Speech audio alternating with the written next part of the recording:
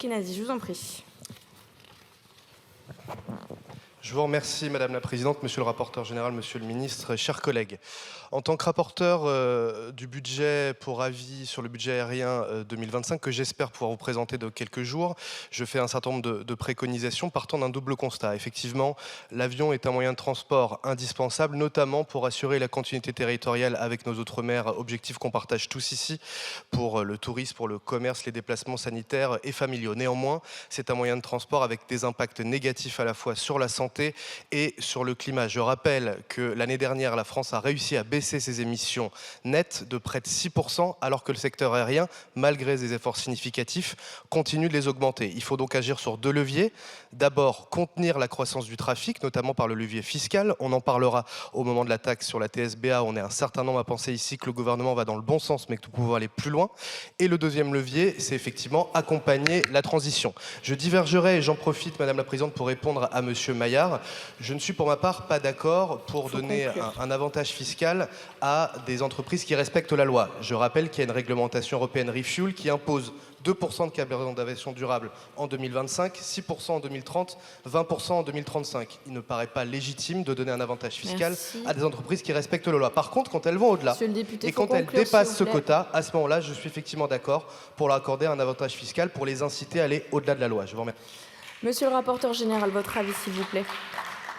Ces amendements ont été rejetés en commission. Pourquoi ? Les auteurs des amendements, d'ailleurs, l'ont évoqué. C'est qu'on a mis en place un système qui s'appelle la taxe incitative relative à l'utilisation d'énergie renouvelable dans les transports, le TIRUERT. Et le TIRUERT, c'est une taxe lorsque vous ne respectez pas les taux progressifs de taux d'incorporation dans le kérosène. Voilà ce que rappelait d'ailleurs notre collègue. On est commencé à 1%, on est à 2%, et puis on doit monter à 6%, etc. C'est vrai que ces carburants sont beaucoup plus chers que le kérosène, dans un rapport de 1 à 3, 1 à 4. Voilà. Et donc, mais créer un avantage fiscal égal à 50% du différentiel, puisque c'était l'idée, c'est pas raisonnable. Si je vous fixe une règle que vous devez respecter, tout le monde doit la respecter, pas qu'Air France, toutes les entreprises aériennes. Et le TIRUERT, il a été mis en place dans un cadre européen. Donc c'est la première raison pour laquelle la Commission a rejeté. Et puis le deuxième sujet, c'est que les fonds publics aident toute une série de projets pour réduire au maximum la consommation des avions. C'est la propulsion hydrogène, c'est le projet Hyperion, l'hybridation électrique de la propulsion, un futur moteur ultra sobre et l'optimisation de la forme des avions pour réduire les émissions, c'est le projet Majestic. Vous voyez, donc, c'est quand même le cœur du problème, c'est de réduire la consommation de carburant. Voilà les deux raisons pour lesquelles la Commission a voté contre. Merci, Monsieur le ministre.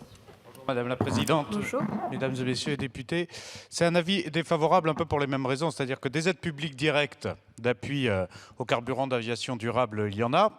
On peut considérer qu'il faut continuer à accélérer dans l'investissement là-dessus. Il y a eu 200 millions d'accompagnement public qui ont été mis. Il y a un plan d'action assez ambitieux avec 300 millions de plus à venir. On aura aussi la discussion effectivement sur la taxe sur les billets d'avion.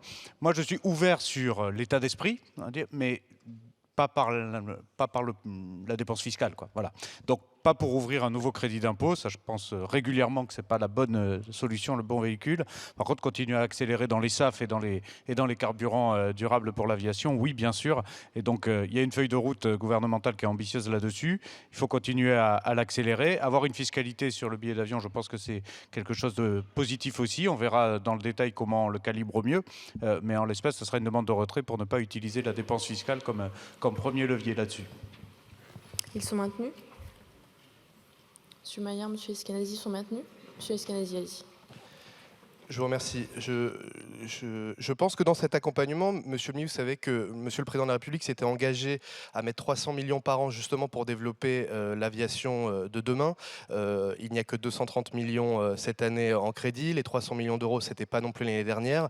Et c'est vrai que les ambitions elles n'imposent que 2% en 2025. Si on veut qu'elles aillent plus loin, sachant que ça va jusqu'à 7 fois plus cher ces carburants, je pense qu'il faut effectivement donner une incitation pour inviter les compagnies aériennes à aller plus loin que la réglementation. C'est pourquoi je maintiendrai mon amendement pour les compagnies qui, encore une fois, font l'effort d'aller au-delà de leurs obligations réglementaires. Je vous remercie. Merci. On va donc passer au vote.